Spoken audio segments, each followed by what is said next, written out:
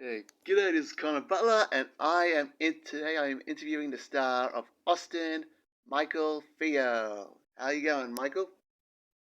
Hello, Connor. I'm doing well, thanks. How are you? That's terrific.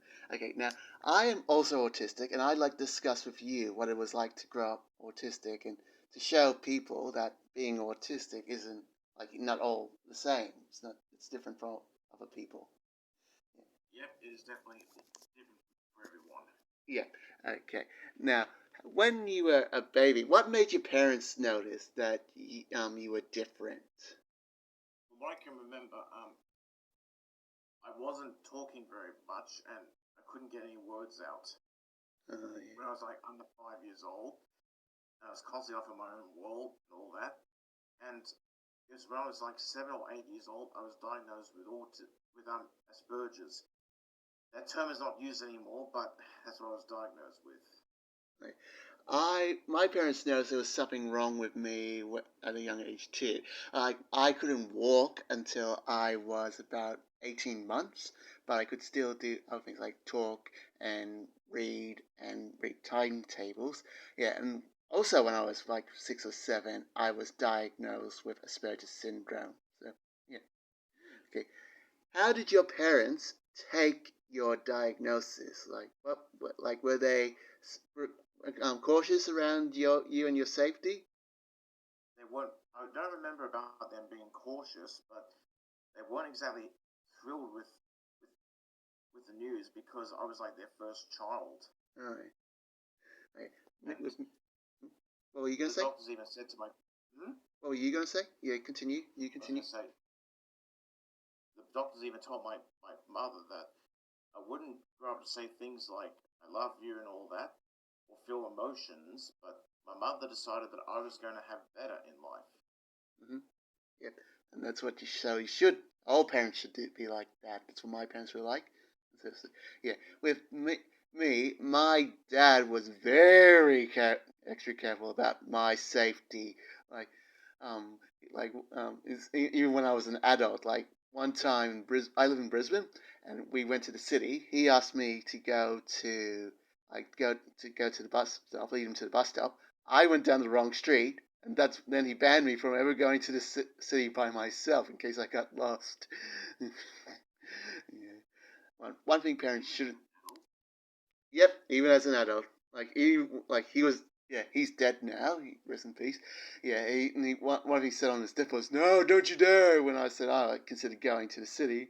Yeah, one thing parents shouldn't do is wrap their kids around cotton wool because it'll be very hard for them to be independent once they move Yes, on. it will. Once they're dead. That's correct. Yeah, I thankfully now am living on my own independently. Yeah, and I'm hoping that wouldn't be rolling in his grave with that.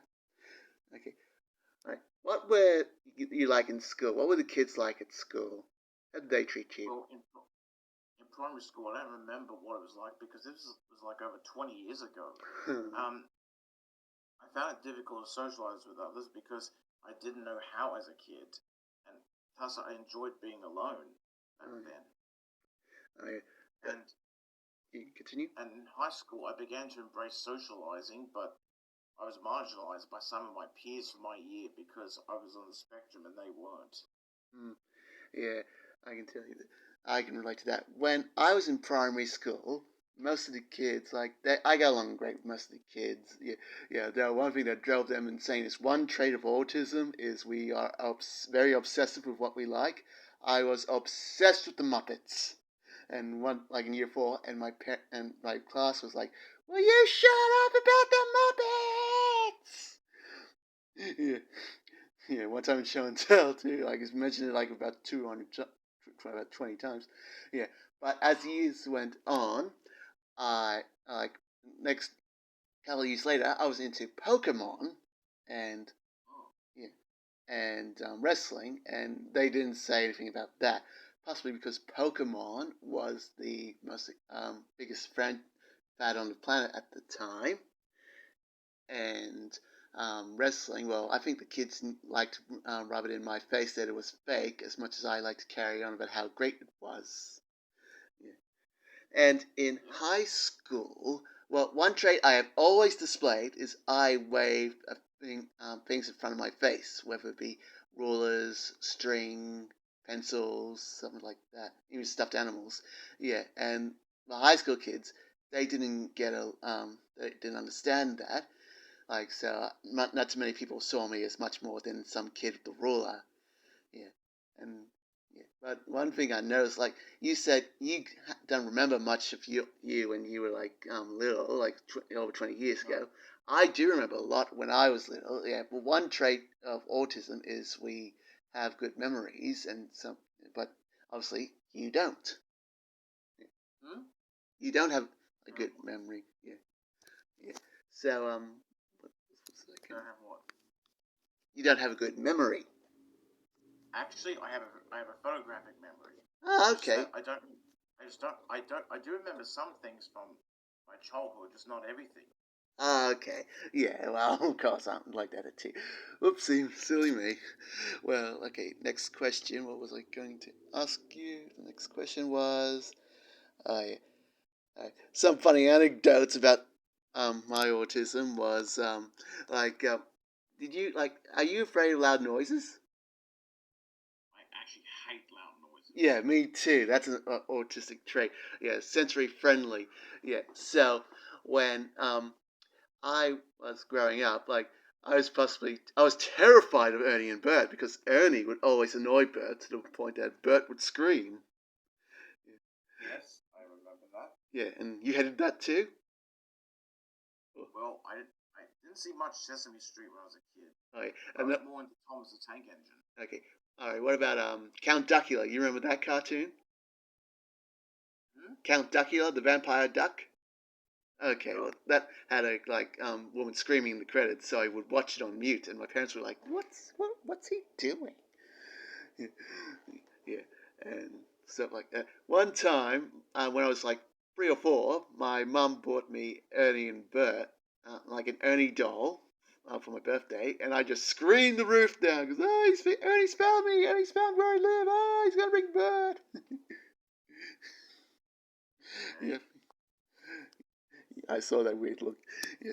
So other things was, uh, how were you when it was like let's see, sorry, I just lost my questions. I when it came to you and girls, have you ever liked a girl? You were on Love on the Spectrum, and that only had girls with autism, people with autism on it. That's why I didn't really go on it because I don't want it to be defined um, by my autism, and I want it to be a coincidence which girls I like. If a girl I like has autism.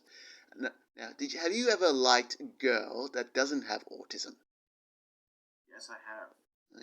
Yeah, I've had a crush on a few women that are neurotypical back in the day. yeah. And how did they take it? Um, didn't really confess how I felt. I with some of the girls I've liked, like I told them I liked them. Alright, and one girl, the last girl I liked, well, she was in year 12, and I told her that in private, and she told the world, like she like, told everyone. If everyone knew, it seemed like whoever I liked was a big joke. Like my liking was a big joke. Yeah, and yeah, then So when basically, you told her in confidence, and then she told the whole world. yeah, That is a betrayal of trust. ooh, hope she's watching this and hope she hears that. Yeah. And then yeah, I haven't spoken to her like in 20 years, but 15 years later, she's still setting up boundaries. Like she set up boundaries before. Like yeah, I could understand that just to tell a boy, just to make it clear to a boy, you and her would never be a couple. Yeah, but like now, like last time I tried reaching out to her was 15 years since I last talked to her. I sent her a message on Instagram because she had a new business for her Instagram page, saying, "Oh, I haven't spoken to her. I might try your business." And she blocked me. Yeah, yeah. Sometimes I think she still thinks I like her, even though it hasn't been like 15 years since I last talked to her. it's coming up to 20 years, and I won't try again because I don't know how, but still, I won't try again. Yeah, I wouldn't bother with her anymore. Yeah, there's other girls I liked. Like one girl I liked had like um thought I was no, I can't find it. Yeah, but so you should always respect boundaries. Okay. Yeah, exactly. Because boundaries reason. Yeah. Yeah. So yeah.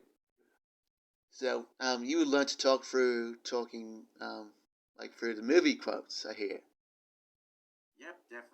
Yeah. So told us that the agent what I planned on saying. So I hope you like didn't ever say to your mom, "Get away from her, you bitch," or something like that. No, I never say anything like that to her. Yeah. Oh. Yeah. Okay. Never Well. did that. Yeah. Good for you. Okay. So I've reached the end of my questions and the interview. Yeah. Really. Oh. Yeah. Sorry I was set up for 40 minutes. Yeah. So yeah, good luck with Austin too. If you checked out my YouTube page, you'll see I made a similar show. If you checked out my YouTube page, you'd notice I made a similar show to Austin. Only it was the brother who found out his dad had an affair with a long lost relative, who not a long had a long lost relative with autism through an affair his dad had. Yeah. So yeah. And yeah, so I pitched it to the ABC, and they turned it down.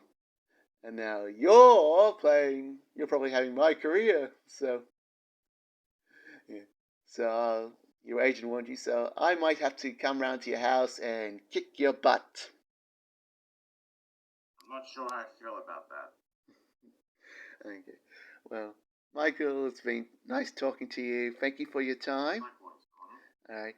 My pleasure. Thank you. Okay. For your time. Okay, and good luck with Austin. Hopefully, season 3, maybe even a Gold Logie nominee. All right. Yeah, hopefully. Okay. Here. Okay, here. Thanks for your time. My pleasure, Connor. Thank you for your time. Here. Is that it? Yeah, that's it. Have a great day, Connor. You Stay too. safe.